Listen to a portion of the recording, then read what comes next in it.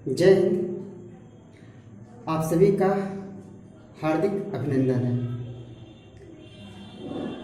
आज के इस भाग में हम लोग जो है मध्यकालीन भारत का चौथा भाग देखेंगे और इसके अंतर्गत मध्यकालीन भारत के चौथे भाग के अंतर्गत हम मोहम्मद गौरी पर जो है डिस्कस करेंगे। ठीक है, तो उम्मीद करते हैं ये वीडियो जो है सभी के लिए, हम सभी के लिए काफ़ी हेल्पफुल होगा, काफ़ी लाभकारी होगा और परीक्षा की दृष्टि से काफ़ी महत्वपूर्ण होगा। ठीक है, तो बिना देर करते हुए शुरू करते हैं।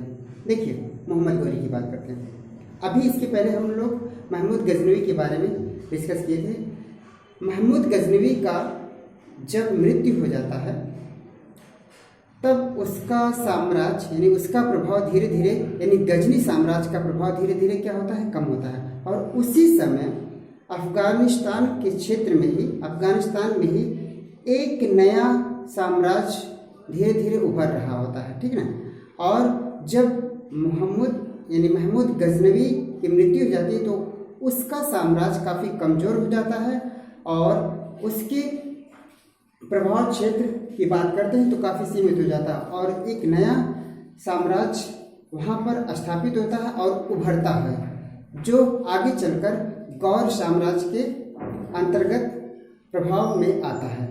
ठीक है ना। तो जो मोहम्मद गौरी की बात करेंगे तो यह गौर साम्राज्य का ही क्या था, शासक था। शुरू करते हैं मोहम्मद गौरी के बारे में। मोहम्मद गौरी की अगर जो जीवन की बात करते हैं तो यह शंसवानी वंश का था, यानी इसका वंश जो था वह शंसवानी वंश था। और जन्म इसकी बात करते हैं, मोहम्मद गौरी के जन्म की बात करते हैं तो 1149 ईस्वी में इसका जन्म होता है और यह शंसवानी वंश से संबंधित था। ठीक है। अगर जिसकी पूरे नाम की बात करते हैं, पूरा नाम की बात करते हैं तो शिहाबुद्दीन मोहम्मद गौरी, क्या है, शिहाबुद्दीन मोहम्मद गौरी है। इसके पिता जो है बहारुद्दीन शाह प्रथम थे। बहारुद्दीन शाह प्रथम का लड़का था मोहम्मद गौरी। ठीक है। और यह गौर साम्राज्य का, गौर साम्राज्य से संबंधित ये शासक था। ठीक है।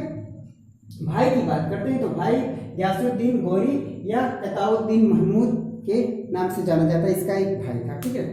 चलिए, सन 1173 ईस्वी में गौरी जो है गौर साम्राज्य का शासक बनता है। अच्छा, एक चीज और देखना है, गौर साम्राज्य की स्थापना की बात करते हैं तो एक व्यक्ति था कुतुबुद्दीन हसन। कुतुबुद्दीन हसन जो है गौर साम्राज्य की स्थापना करता है, यानी गौर साम्राज्य की स्थापना का श्रेय किसको जाता है, कुतुबुद्दीन हसन को जाता है। ठीक है।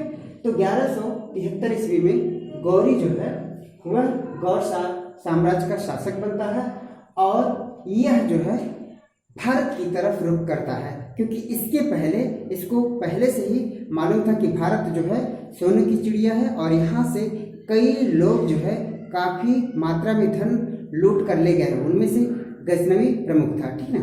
तो उसी गजनवी से ही प्रेरित होकर यह भारत की तरफ रुख करता है और भारत पर क्या करता है, आक्रमण करता है। और अगर जो देखा जाए तो भारत पर गौरी के आक्रमण का प्रमुख उद्देश्य जो था भारत में जो है मुस्लिम सत्ता की स्थापना करना था, इसके साथ साथ जो है भारत से अकुत धन को लूटना भी था। ठीक है। यह प्रमुख उद्देश्य था मोहम्मद गौरी का भारत पर आक्रमण का। ठीक है। अब यहाँ से क्वेश्चन ये पूछता है कि वास्तव में कौन कौन से युद्ध लड़े गए हैं मोहम्मद गौरी के द्वारा, तो उन प्रमुख युद्धों के बारे में हम लोग डिस्कस करेंगे जो भारत पर एक आक्रमण के रूप में करता है। ठीक है। क्वेश्चन पूछता है कि पहले ये किस वंश का था, तो शंसवानी वंश का था।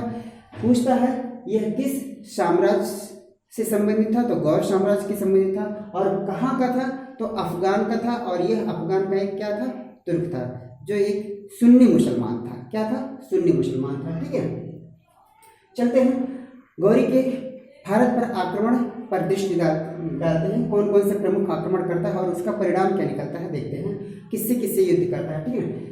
बात करते हैं जब 1173 ईस्वी में यह गौरी का साम्राज्य बनता है, यानी गौर साम्राज्य का शासक बनता है, तो उसके ठीक 2 साल बाद भारत पर क्या करता है, आक्रमण करता है। और मुल्तान यानी भारत का जो पश्चिमी क्षेत्र होता है, यानी सीमावर्ती क्षेत्र जो होता है, मुल्तान पर जो है क्या करता है, आक्रमण करता। और उस समय मुल्तान के जो शासक थे होते थे वो मूलराज होते थे। कौन है शासक? मूलराज। क्या होता है परिणाम, इसमें जो है मूलराज बुरी तरीके से हार जाते हैं और गौरी की क्या हो जाती है, इसमें विजय हो जाती है। ठीक है। अब प्रथम आक्रमण से प्रेरित होकर पुनः द्वितीय आक्रमण करता है 1178 में। ठीक है। 1178 में क्या होता है, यहाँ पर इसको जो है धूल चटाई जाती है भारत के राजपूत राजाओं के द्वारा। उस समय 1178 में यह गुजरात के अनहिलवाड़ा साम्राज्य के अंतर्गत जो है भीम द्वितीय से इसका क्या होता है, मुठभेड़ होता है, हम कह सकते हैं सामना होता है। इसमें भीम द्वितीय जो है बहुत बुरी तरीके से गौरी को क्या करते हैं, परास्त करते हैं और परिणाम क्या निकलता है, गौरी इसमें क्या हो जाता है, हार जाता है। ठीक है ना। फिर भी अब देखिए यह इतना ढीठ था कि हारने के बाद भी यह शांत नहीं था, बार बार जो है आक्रमण करता है। ठीक है। अब उसके बाद कुछ समय तक शांत रहता है और 69 में जो है फिर से आक्रमण करता है पंजाब क्षेत्र और लाहौर क्षेत्र पर। यहाँ पे परिणाम निकलता है, वह जीत जाता है। ठीक है। यानी गौरी जो है 1169 और इसी बीच में 79 से लेकर 86 के बीच में कई युद्ध करता है और उन युद्धों का परिणाम क्या होता है कि गौरी उसको उसमें जो है विजय मिलती है, यानी बहुत ज़्यादा उसको जो है फायदा या लाभ मिलता है। ठीक है। उसी से प्रेरित होकर जो होता है तराइन का युद्ध लड़ा जाता है पृथ्वीराज चौहान और मोहम्मद गौरी के बीच में। ठीक है। जो तराइन का प्रथम युद्ध 1191 ईस्वी की बात करते हैं। तो इस युद्ध में क्या होता है, पृथ्वीराज चौहान जीत जाते हैं और मोहम्मद गौरी को बहुत बुरी तरीके से हराते हैं। ठीक है। यहाँ से एक चीज इंपॉर्टेंट चीज देखना है कि मोहम्मद गौरी और पृथ्वीराज चौहान के बीच में जो युद्ध का वर्णन मिलता है यानी स्रोत है, वह इनके एक प्रिय मित्र थे और दरबारी कवि थे। ठीक ना। वो थे चंद्रवरदाई। ठीक है ना। चंद्रवरदाई इनके क्या थे, परम मित्र थे और जो है इनके चंद्रवरदाई के द्वारा पृथ्वीराज रासो एक कृति लिखी गई है जिसमें पृथ्वीराज रासो के अंतर्गत मोहम्मद गौरी और पृथ्वीराज चौहान के बारे में काफ़ी कुछ मिलता है जानकारी। ठीक है। तो पृथ्वीराज रासो चंद्रवरदाई के द्वारा लिखा गया है। ठीक है ना। हालांकि यह कंप्लीट चंद्रवरदाई के द्वारा नहीं हो पाता है, बाद में इनका जो बड़ा लड़का है इनके यानी चंद्रवरदाई के बड़े लड़के जल्हड़वरदाई इस पृथ्वीराज रासो की रचना को क्या करते हैं, पूर्ण करते हैं, क्योंकि उसके अंतर्गत यह देखा गया है कि बीच में जो है पृथ्वीराज रासो के लिखते समय जो है बीच में ही जो है चंद्रवरदाई की मृत्यु हो जाती है। वो कैसे किस घटना के द्वारा होता है वो हम लोग अभी डिस्कस करेंगे। ठीक है। फिर जो है तराइन का जो है द्वितीय युद्ध लड़ता है 1192 में और पृथ्वीराज चौहान की क्या हो जाती है, हार हो जाती है, यानी मोहम्मद गौरी से क्या हो जाता है, जीत जाता है। और यहीं पे पृथ्वीराज चौहान को मोहम्मद गौरी जो है बंदी बनाकर जो है कहाँ ले जाता है, गौर में ले जाता है, यानी अफगानिस्तान में ले जाता है। ऐसा कुछ इतिहासकारों का मानना है कि इस युद्ध के पहले जो है यानी द्वितीय युद्ध यानी तराइन के द्वितीय युद्ध के पहले जो है पृथ्वीराज चौहान और मोहम्मद गौरी के बीच में कुल 18 बार युद्ध लड़े होते हैं, यानी ये 18वां युद्ध होता है। तराइन का जो द्वितीय युद्ध होता है पृथ्वीराज चौहान और गौरी के बीच 18वां युद्ध होता है। इसके पहले 17 युद्ध मोहम्मद गौरी जो है पृथ्वीराज चौहान से हार जाता है। सोचिए 17 युद्ध हार जाता है, उसके बावजूद भी ये क्या होता है, ढीठ है, बार बार लड़ता रहता है और अंततः जो है पृथ्वीराज चौहान की तराइन के द्वितीय युद्ध में हार जाती है। इसके पीछे एक षड्यंत्र रचा जाता है जयचंद के द्वारा। जयचंद जो है वह मोहम्मद गौरी को सहायता करता है, सपोर्ट करता है, क्योंकि जयचंद और पृथ्वीराज चौहान के बीच में जो है शत्रुता भाव था। क्योंकि एक इतिहासकारों के अनुसार जो होता है जयचंद की बेटी संयोगिता से पृथ्वीराज चौहान का जो है प्रेम प्रसंग चलता है और एक स्वयंवर रचाता है जयचंद। उस स्वयंवर में जो है पृथ्वीराज चौहान को निमंत्रण नहीं मिलता है, तो उससे जो है पृथ्वीराज चौहान को काफ़ी आहत होता है और शत्रुता भाव होता है। ऐसा माना जाता है स्वयंवर के समय में जो है पृथ्वीराज चौहान को जब न्योता नहीं भेजा जाता है और तराइन के प्रथम युद्ध में जो है मोहम्मद गौरी को जब हरा देते हैं तो एक सेनापति इनका जाता है कि कोई सूचक जाता है कि बताता है कि आप यहाँ पे मोहम्मद गोरी से युद्ध कर रहे हैं, वहाँ पे जो है संयोगिता का क्या हो रहा है, स्वयंवर हो रहा है। तो ऐसा इतिहासकारों के द्वारा जाना जाता है या कहानियों के माध्यम से ऐसा बताया गया है कि उस युद्ध में जो है मोहम्मद गोरी को छोड़ देते हैं और जो है संयोगिता के स्वयंवर में जाते हैं, वहाँ से संयोगिता को जो है उठा कर ले आते हैं। ऐसा माना गया है इतिहासकारों के द्वारा या कहानियों के द्वारा लोगों को ऐसी जानकारी मिलती है। ठीक है, खैर ये बात की बात है।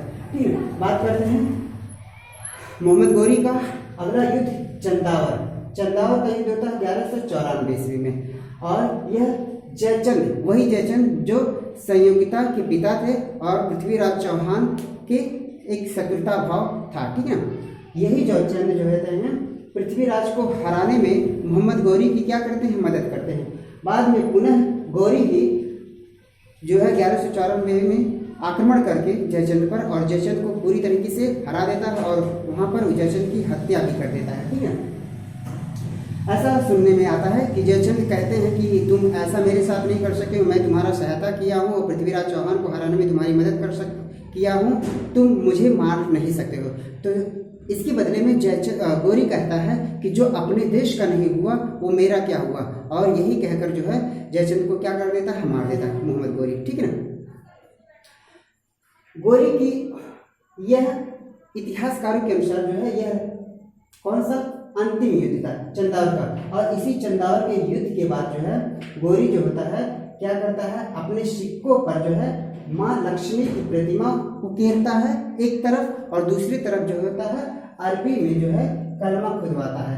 यानी यहाँ से एक क्वेश्चन बन जाता है, बहुत इंपॉर्टेंट क्वेश्चन बन जाता है कि ऐसा कौन सा मुस्लिम शासक था जिसने अपने सिक्कों पर माँ लक्ष्मी की प्रतिमा उकेरवाया था। तो ये मोहम्मद गोरी था। ऐसा क्यों माना जाता है, ऐसा माना जाता है कि जब मोहम्मद गोरी धन लूटता था, जहाँ पर आक्रमण करता था, तो जहाँ भी धन रहते थे, जहाँ पे सोने चांदी हीरे जवाहर रहते थे, वहाँ पर माँ लक्ष्मी की प्रतिमा होती थी। तो इसको ऐसा लगा कि माँ लक्ष्मी जो होती हैं वह धन की देवी हैं, और इनका तस्वीर, इनकी मूर्ति रखने पर जीवन में हमेशा धन की कमी कभी नहीं होती है और धन हमेशा भरा रहता है। ऐसा इतिहासकारों के द्वारा माना जाता है, तर्क लगाया जाता है। ठीक है, बात करते हैं मोहम्मद गोरी की मृत्यु की बात। तो कुछ इतिहासकारों के बाद यही माना जाता है कि 1206 में जो है भारत से लौटते समय खक्कर जनजातियों से मोहम्मद गोरी की दुश्मनी थी। तो खक्कर जनजाति लोग जो है वह घात लगाए बैठे रहते हैं, और मौका मिलने पर जो है 1206 में खक्कर जनजाति के द्वारा जो है मोहम्मद गोरी की क्या हो जाती है, हत्या हो जाती है। ठीक है, यह इतिहासकारों के द्वारा माना गया है। लेकिन पृथ्वीराज रासो में इसके ठीक उलट कुछ और है। पृथ्वीराज रासो के अंतर्गत यह बताया गया है कि मोहम्मद गोरी की मृत्यु जो है एक षड्यंत्र के द्वारा पृथ्वीराज चौहान और चंद्रवरदाई के द्वारा ही किया जाता है। कैसे, एक पृथ्वीराज रासो की रचना के अनुसार यही मिलता है कि जब पृथ्वीराज चौहान को जो है मोहम्मद गोरी कैद करके ले जाता है अफगान, तो जयचंद को पता चलता है, चंद्रवरदाई को पता चलता है कि ये हमारे परम मित्र को जो है लेके गया और वहाँ पर उनको बहुत कष्टदायक यातनाएं दे रहा है। तो ये क्या कहते हैं, सोचते हैं कि हमारे रहते हमारे मित्र को जो है वह सजा या फिर जो है बहुत बुरी तरीके से यातनाएं नहीं दे सकता, हम अपने मित्र की क्या करेंगे, सहायता करेंगे। तो अफगान जाते हैं, यानी गौर साम्राज्य में जाते हैं, और एक षड्यंत्र के द्वारा कहते हैं कि जो है हमारे वहाँ पर गोरी जो होता है निशानेबाजी एक जो है प्रतियोगिता करता है। तो उस निशानेबाजी में अपने जो चंद्रवरदाई होते हैं, तो चंद्रवरदाई जो पृथ्वीराज चौहान को जो है उस निशानेबाजी प्रतियोगिता में भी निमंत्रण करवाते हैं मोहम्मद गोरी के द्वारा। और ऐसा माना जाता है कि कविता के माध्यम से जो है, क्योंकि ये शब्दभेदी बाण चलाना जानते थे पृथ्वीराज चौहान, तो कविता के माध्यम से सुल्तान यानी मोहम्मद गोरी का लोकेशन बताते हैं, और वह शब्दभेदी बाण के द्वारा चलाते हैं, और वह बाण जो है जाके मोहम्मद गोरी को लगता है, और वहाँ पर मोहम्मद गोरी की मृत्यु हो जाती है। अब इसी के डर से कि मोहम्मद गोरी की मृत्यु हो गई है और हम लोग गौर साम्राज्य के अंतर्गत हैं, कहीं उनके सैनिक हमको पकड़ के जो है गलत तरीके से यातनाएं न दे, तड़पा के मारे ना, तो क्या करते हैं जो चंद्रवरदाई होते हैं वह पृथ्वीराज चौहान को खंजर से निकालते हैं और उनको मार देते हैं और उसी खंजर से फिर खुद को मार लेते हैं। ऐसा पृथ्वीराज रासो के अंतर्गत ये मिलता है, ठीक है ना, प्रमाण मिलता है। हालांकि अलग अलग इतिहासकारों के माध्यम से अलग अलग कहानी कहा गया है, बताया गया है, वो इतिहास जो है विवाद का विषय है, ठीक है ना। खैर हम लोग इसकी बात करते हैं। तो ये मोहम्मद गोरी के बारे में कुछ इंपॉर्टेंट चीज़ें थे जो परीक्षा की दृष्टि से बहुत ही महत्वपूर्ण थे। मोहम्मद गोरी की बात करते हैं इसके दासों की, तो इसका प्रमुख दास जो है कुतुबुद्दीन ऐबक था और बख्तियार खिलजी था। ये बख्तियार खिलजी जो है वही बख्तियार खिलजी जो है नालंदा विश्वविद्यालय को ढकवाया था और उसकी लाइब्रेरी को, पुस्तकालय को जलवा दिया था, ठीक है। तो ये मोहम्मद गोरी से संबंधित कुछ प्रमुख बिंदु थे जो परीक्षा की दृष्टि से बहुत ही महत्वपूर्ण थे। उम्मीद करते हैं यह वीडियो आपको काफ़ी अच्छा लगा होगा और परीक्षा की दृष्टि से सहायता करेगा, ठीक है। तो आज के लिए बस इतना ही, तब तक के लिए जय हिंद, जय भारत।